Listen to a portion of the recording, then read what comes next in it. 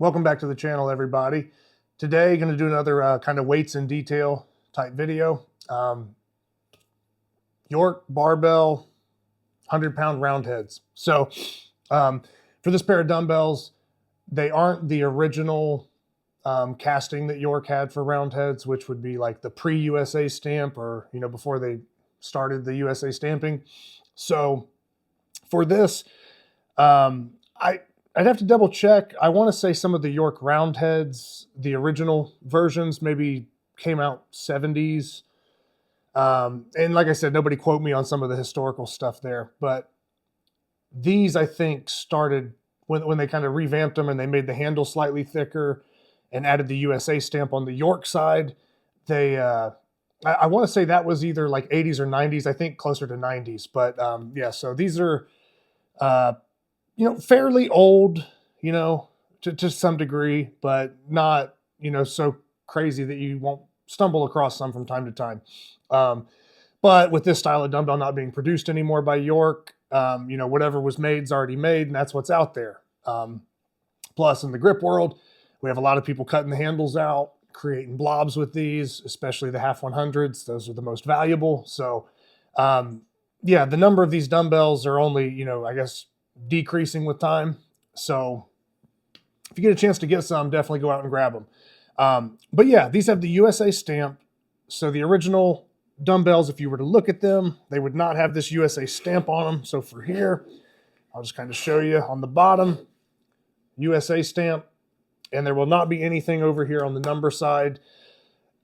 So for grip people that are using them as blobs, if you weren't sure if your blob came from a first generation or a second generation or next gen, that USA stamp is a telltale sign. But if you have the number side, there's no way to really tell unless you just go by feel, maybe the weight of it, which I'm going to get into for these dumbbells. But not really trying to talk about blobs right now, just kind of mentioning that, if you know what style of dumbbell that the blob came from, or if somebody had the other side, that's a very easy way to identify if it was a next generation or the original, just based off the stamping. But a lot of times people will look at the number side or think that that applies to both sides. The stamping is only going to be found on the York side. So that could help you with blob identification, or honestly help you identify the generations of dumbbells. Was it pre-USA stamp or were they USA stamped? The USA stamped are going to be newer, but neither are still in production. But the, no stamp on the bottom, you're going to have older dumbbells. And for the hundreds, that matters if we get into blobs and everything. Might matter a little bit on weight. The original dumbbells were typically running a little bit heavier. It might sound kind of crazy, but I've seen anything from probably 104 to 107, 108 pounds almost on a dumbbell. These actually come in at right at 102 pounds and very accurate. I mean, there are some machine marks here, where whatever they were using to get it within tolerance, or however they, machined that down or filed it from the casting and smoothed everything up. That's why you'll see those kind of machine markings on there, just cleaning the dumbbells up and, from the casting process, maybe even kind of getting it, down into weight, possibly depending on what it came in at or what kind of scale they were using. But pretty accurate for both of these to weigh the same thing. But yeah, a little bit heavy still. So, 102 pounds. And I still just kind of count them as 100 in my training log, even though there is an extra 2 pounds per dumbbell. But, being a little bit stronger or doing a little bit more never hurt anybody. So just going to get into talking about kind of some of the aspects of the dumbbell and training with them. I mean, it's a dumbbell, so you can do anything that exercise that a dumbbell can provide. But a lot of times in gyms, you'll have the knurled handled dumbbells. These aren't knurled. They got some, roughness to them. And these actually have pretty good paint still on them. I don't think that these have been repainted. I'm pretty certain that this is the original paint. I think they were just kept in really good condition because it doesn't look like they're repainted, and you can kind of see some of the aging and some of the rust. And I would say this is just a pair of dumbbells that was, probably kept in pretty good condition and inside and everything. But the handle's a little bit rough. I mean, if you add chalk, that'll feel a little bit better. But is the thickness. These things are, even though York thickened these handles up when they moved into the next generation mold for these.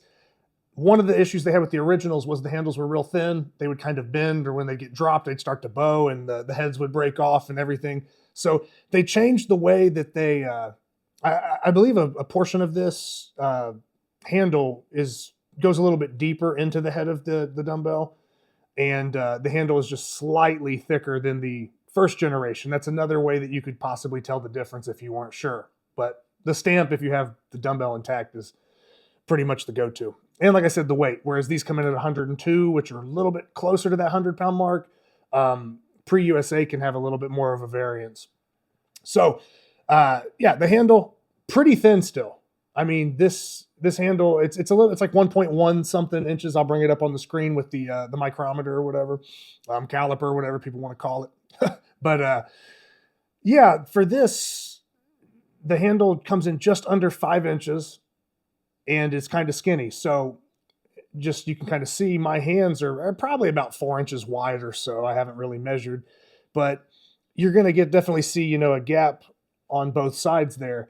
And like I said, for what it's worth, you just grab the dumbbells where they feel comfortable or wherever you can balance it. But with this handle being kind of skinnier, almost like around what a lot of power bars would be, I think this is like 28.5 millimeters. So if you use the millimeters as far as, like thinking about barbell thickness, pretty thin compared to most dumbbells. Most dumbbells these days with the knurling and stuff, they'll be a little bit thicker. And to me, it feels better in the hand.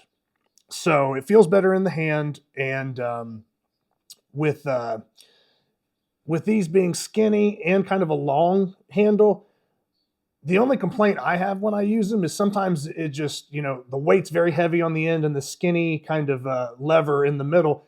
Sometimes they just are harder to balance, but, for stability's sake and everything else, or just, having to stay tighter. I don't think that's a bad thing. But you will notice if you had like a more compact dumbbell, or maybe the handle was slightly skinnier shorter, but thicker, you kind of get a more compact kind of, the weight's condensed and you get kind of a tighter feel. So these kind of are heavy and kind of wobbly and everything like that. I will say this though, with the handle being longer, it does open up, the ability, and most fat grips fit on, most barbells. I will say that I don't have my 40s. I have some York 40s that are, there's a little bit more narrow, and the fat grips won't actually fit in. They actually run into the heads of the dumbbell, and there's some older models. But with these, the fat grips pretty much just wedge in there like perfect. I mean, it's like dead on, fits, and actually skinny enough to where the fat grip almost closes on stuff. So, there's people like Donnie Thompson. A lot of people have talked about, using a fat bar or thick bar for pressing and, kind of helping with wrist pain or elbow pain and all that stuff. So if the thinner handles and the weird balancing aspect of these was uncomfortable or just didn't feel good in the hand, you could always, tape them, add something around it, use fat grips if you wanted to train more grip, especially like rows or something, dumbbell rows, shrugs, things where your grip's going to come into play. That could also, add a grip component, but also make these things feel better if you're pressing them or whatever kind of work you're getting in with these. So that is an option. But if the handle was shorter, or if these, heads of the dumbbells, these round heads, if they came in any further, it might be a little bit tougher as far as something like fat grips. But a lot of you might already have that or have access to it, so you could always pop those on for the extra grip work and kind of just sort of balance the dumbbell out and make it feel better. But no, as far as, York barbell, York's one of my favorite weight companies, especially if we start talking, I guess, vintage weights, right? So everything from just like the classic roundhead style, the York lettering, the numbering, I like the font, just the shape of them. And, the big thing, like I said, people training them for, pinch grip for blobs or just to have. There's so many uses with these that, your standard like rubber hex dumbbells aren't going to provide, or, I don't know. Sometimes people just like the old school look anyway, as opposed to just more commercial rubber, just kind of cookie cutter dumbbells. You like something that's a little more distinct, and people get kind of into the, York or like Jackson dumbbells, and you just see some of these things that are a little more historic and older. and they just look cooler, and honestly, they're just more fun to train with, in my opinion. But weight's weight, right? So, whatever you can get your hands on, train with and lift. But yeah, I definitely wanted to touch on that. Blob identification, the handle, the balance, and kind of talk about this being, the next generation, not the original pre-USA stamp.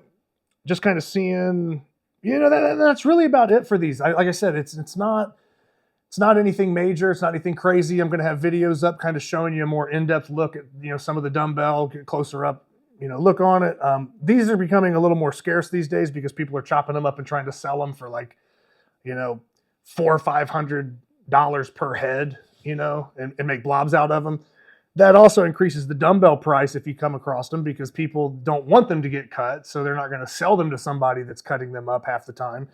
So they're pricing it as if the person's going to cut it up. So, dumbbells that maybe used to cost, $2 a pound and, hey, $400. There's your vintage weight set. Now people are charging, $800, $1,000 because they know that people are going to cut these up and try to basically flip them for profit. Yeah, I have plenty of blobs, very big blob collection. I don't need blobs. I wanted these as, dumbbells to actually train with and lift with, and handles are real straight. There's no bending. The heads are tight. They're not loose here. So I couldn't ask for a better pair of hundreds, especially, like I said, with the original paint job.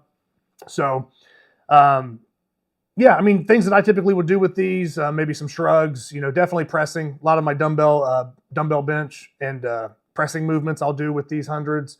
And they could really be used for anything. I mean, and if I didn't have like 15-inch dumbbells behind me, I totally would, get some extra grip work in by slapping some fat grips on them and everything. But for me, if I wanted to press hundreds, I would just use inch dumbbells and, get the grip work in there or use those typically as opposed to getting fat grips on the dumbbells. But yeah, just wanted to give you guys kind of a close-up look at these York dumbbells, next generation dumbbells, and talk about the stamps, some of the differences. And yeah, that's going to be about it for this one. So I do have some other ideas in mind that I'm going to start getting into on the channel. I am covering these weights in detail. I am kind of doing grip equipment and other things like that. I have some other lanes I'm going to start diving into. But yeah, if you like, vintage weights or weight training stuff, or if you're into grip strength or whatever the case may be, if there's an implement, a handle, a plate, a training method, or something that you want me to cover, just drop it in the comments below. And when I get a chance, I'll definitely address it and, put out as much information as I can. So hopefully you guys enjoyed this closer look at the York dumbbells. And yeah, if you find a pair, be sure to snag them. So until next time, see you.